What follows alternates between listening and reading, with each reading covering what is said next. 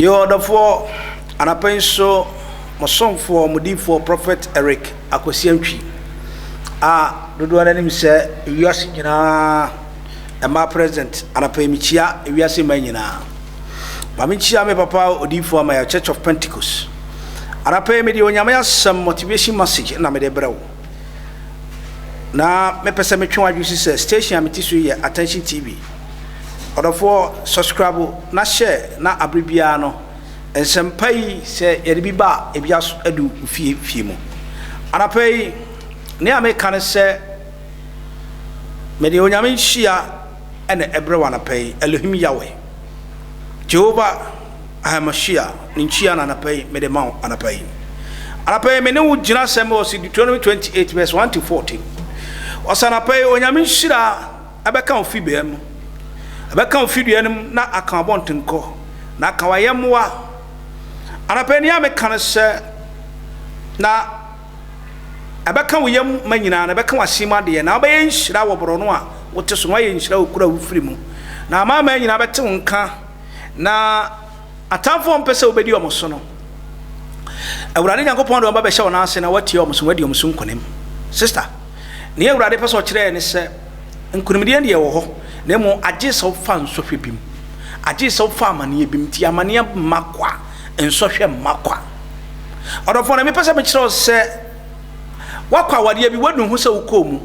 onyame pɛ sɛ wofam na wonya niadin bi na wonya hoodin bi ɛno nkyerɛ sɛ fa sika no twitwa ɔbaa no ɛno nkyerɛ sɛ fa adurogu aduane ma ba ma ne kunu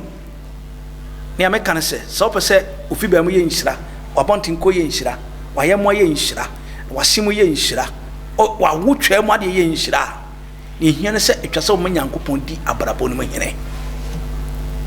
asema me ka kire agye se onyame hu ti mu anso bate ase e me gidi se wa wo hwɛ me wo fiduam hwɛ mo ba bibia wo office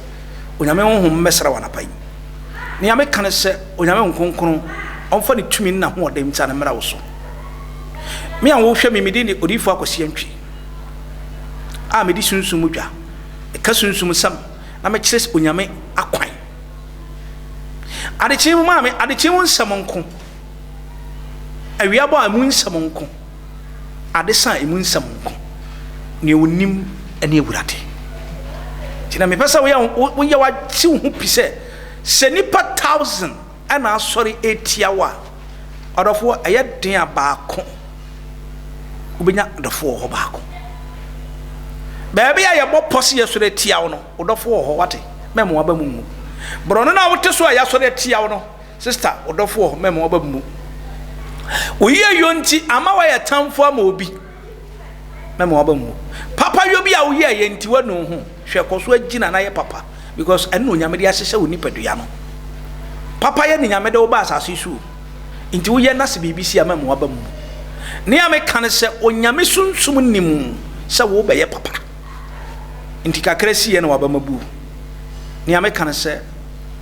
osukufi be ye nhira abontin so be ye nhira na wasima de be ye nhira na mama nyina bete nka mama bibi anko ma nhira ma bibi ansi ama nhira ma onyame ne onyamba eketwa nti amane ne ba nhwehwe ne ba otai ne be ba na emu etwasa wo hye wo moden abrabo steps nemo sansa betima fra brabo step chese nyame so nsam je wotata waja ninti ana ma wonhira akachi wabontenko nhira akachi ofi baamu nhira akachi wayemwa nhira akachi brono a wote so nhira akachi wasima de nhira akachi ana pempesa me ton Kristo de ma ebo Kristo hu de wuru na me de ma na wote asese Kristo pe eno yo hene na ba ma ho kwan na wagire onyame asomde ma wusunade abompaye na o ma wurade abedi hene na se Yesu ama osoro bekasa ho na osoro ahye wani onyam because onyame ahyesade enza wo to so 200 me pa cho ebre na so ate ne aka na se wodi Jesus ebebo abrabom ne aka na se wodi ohene Yesu bedi hene ne aka na se obema Elohim Yahweh kwan na wa ba abrabom ana pe ne me kan se nkun hu ni hu awu asetene mo edinde abasama bu na mu de ma Yesu emrem mo kese no David nyankopon ma ne bedi hene me nua sɔfo a ɔbɛmabu covid bae ɔsɛ onyame wapae ɔmpae ɛno akyi no ɔbɛhyɛ ahenkyɛw na wabɔ yabotire akristofo mo mɛnsɔre yɛ na yɛnyi onyame adwuma nsi wɔ waka because ababɔne bi abɛfra mu ɔsɛma no nyinaa mom nyini no twabere no du sɛ akristofo yɛpɛgya yɛ mu na yɛma onyame ne onyame da adi nyame ka nsɛ agye sɛ ɛgye onyame asɛm so sɛne mede ama wo no onyame asomdwen ɛne ɔsoro yawe nhyira ɛmmra wo so who me a ferry no kasa meka wana ene dia tani abɛhwɛ so yɛfrɛ me Dave Mens mehwɛ TV bia ka Attention TV ho Attention TV agye baabia Attention TV we inspire you.